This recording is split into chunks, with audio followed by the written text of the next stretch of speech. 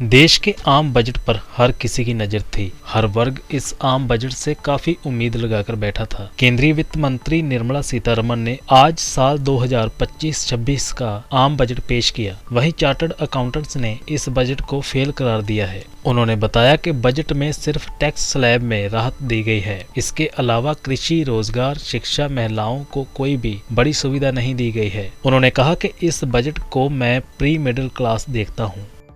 ये बजट एक काफ़ी संतुलित बजट है और फाइनेंस मिनिस्टर निर्मला सीतारमण ने कोशिश की है कि इसमें एमएसएमई, फार्मर्स, मिडिल क्लास, गृहिणियों सबके लिए इस बजट में कुछ न कुछ प्रावधान किए हैं।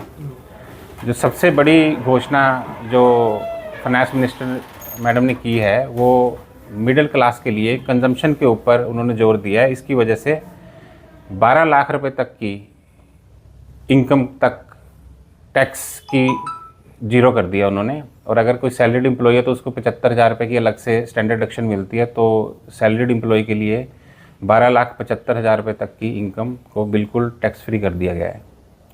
इसके अलावा इनकम टैक्स के स्लैब्स के जो रेट हैं उनमें भी चेंजेस किए गए हैं। तो इनकम टैक्स पेई जो हैं, हर इनकम टैक्स पेई को कुछ ना कुछ बेनिफिट ज़रूर मिलेगा इसके अंदर। दूसरा, इसके अंदर जो इनकम टैक्स में और चेंजेस किए गए हैं उसके अंदर एक तो पहले एक मकान तक की इनकम की एनुअल वैल्यू 0 मानी जाती थी, अब वो उसकी लिमिट 1 मकान से करके 2 मकान तक कर दी गई है। और इसके अलावा जो स्मॉल चैरिटेबल ट्रस्ट हैं उनकी रजिस्ट्रेशन की वैलिडिटी पहले 5 साल होती थी, उसको बढ़ा के 10 साल कर दिया गया है। तो इससे जो स्मॉल ट्रस्ट चैरिटेबल इंस्टीट्यूशन हैं जो चैरिटेबल कामों में लगे हुए हैं उनको काफ़ी फ़ायदा होगा। टीडीएस के रेट्स हैं उनमें भी काफ़ी चेंजेस किए गए हैं। जैसे पहले टीडीएस का रेट जो रेंट के टीडीएस के ऊपर लिमिट 2,40,000 रुपये थी उसको बढ़ा के 6 लाख रुपये कर दिया है। और टीसीएस जो सेल्स ऑफ गुड्स के ऊपर था उसको हटाने की बात की गई है। इसके अलावा जो एजुकेशन पर्पज़ से बाहर रेमिटेंस की जाती है उसके ऊपर जो टीसीएस है उसको हटा दिया गया है। और जो लिबरलाइज स्कीम में टीसीएस कटता था बाहर पैसा भेजने में, उसकी लिमिट को 7 लाख से बढ़ा के 10 लाख कर दिया गया है। तो डायरेक्ट टैक्सेस में और भी छोटे छोटे काफ़ी चेंजेस हैं जिनसे मध्यम वर्ग को काफ़ी फ़ायदा होने की उम्मीद है। अगर हम इस बजट को ओवरऑल देखते हैं तो इस बजट को आप 10 में से 10 नंबर भी दे सकते हैं। इसमें सारे वर्गों को पूरा मद्देनजर रख के इस बजट को बनाया गया है। सरकार का जो फोकस एरिया ज़्यादातर रहा है वो एग्रीकल्चर को लेके, फार्मा इंडस्ट्रीज़ को लेके या एमएसएमई इंडस्ट्रीज़ को लेके रहा है। उसके लिए काफ़ी बजट उन्होंने एलोकेट किया है। और कुछ मेडिकल कॉलेजेस में जो सीट्स बढ़ाने को लेके उनका भी प्रपोजल पेश किया गया है। और साथ में कुछ नए इंफ्रास्ट्रक्चर, मेटल इंपोर्ट इसको बढ़ाया ताकि हमारी जो देश की इकनॉमी है वो बढ़ सके और जो इकनॉमी में पैसे की रोटेशन है उसको बढ़ावा मिल सके। तो कोई ऐसा खास वर्ग जिस पर खास फोकस रखा गया हो या कोई ऐसा वर्ग जिसकी अनदेखी की गई हो आप जी, इसमें सबसे ज़्यादा जो फोकस रखा गया है वो एक एग्रीकल्चरिस्ट के लिए रखा गया है। उसकी आय को कैसे बढ़ाया जाए या उसकी दिक्कतों को कैसे दूर किया जाए उस पर काफ़ी फोकस रखा गया है।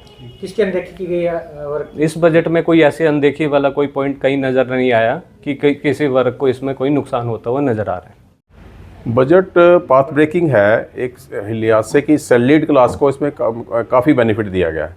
जो सैलरीड क्लास को टैक्स काफ़ी पड़ता था उनका सब्सटेंशियल टैक्स रिड्यूस कर दिया गया और लगभग हर सैलरी क्लास को इसमें बेनिफिट दिया। 24 लाख तक की जिनकी सैलरी है उनको 1 लाख से भी ज़्यादा का इनकम टैक्स का रेट जो है साल के अंदर मिल जाएगा। और ओवरऑल भी मतलब इसमें काफ़ी उनको रेट दी गई है। इसके अलावा एग्रीकल्चर सेक्टर में जो इन्होंने केसीसी की लिमिट 3 से 5 लाख तक कर दी गई है, यानी कि जो किसान पहले 3 लाख तक का लोन लेते थे उनको सबवेंशन मिलती थी, लगभग 4% इंटरेस्ट रेट पे उनको लोन मिलता था, अब वो 5 लाख कर दी गई लिमिट। तो किसानों का इससे काफ़ी बेनिफिट होगा। ओवरऑल गवर्नमेंट ने जो फिजिकल डेफिसिट का जो टारगेट था जो लास्ट टाइम 4.9 था, गवर्नमेंट ने जो ओवरऑल लॉसेज गवर्नमेंट लेती है जो बाज़ार से मार्केट से पैसा लोन पे लेती है उसको रिड्यूस करके इन्होंने 4.4% कर दिया। इससे जो है महंगाई की दर में कमी आएगी और ओवरऑल इसका इफेक्ट इतना होगा कि बैंक गवर्नमेंट को लोन कम लेना पड़ेगा। नया तो देखिए इसमें जो हमें एक्सपेक्टेड नहीं था वो था कि एमएसएमई जो हमारा सेक्टर है उस पर फोकस और उसकी जो लिमिट्स हैं वो मैम ने बढ़ा दी हैं, जिससे कि और वर्ग जो एमएसएमई के बेनिफिट से मीडियम में जाकर बाहर हो गए थे या लार्ज हो गए थे तो वो एमएसएमई स्कीम्स के तहत उसमें कवर हो जाएंगे। तो मेन नया तो हमारे लिए ये था कि हमें ये एक्सपेक्टेशन नहीं था कि एमएसएमई की लिमिट्स को बढ़ा दिया जाएगा। मेन ये हमारे पास। तो कितना फायदा सर इससे एमएसएमई से होता है? एमएसएमई को काफ़ी फ़ायदा मिलेगा। जैसे एक एमएसएमई गारंटी योजना के तहत जो उन्हें लोन 5 करोड़ का मिलता था वो 10 करोड़ तक की लिमिट बैंकिंग सेक्टर को दे दी गई है, और जो एक छोटे लोन जो होते थे 5 लाख तक के थे वो 10 लाख तक के कर दिए गए हैं।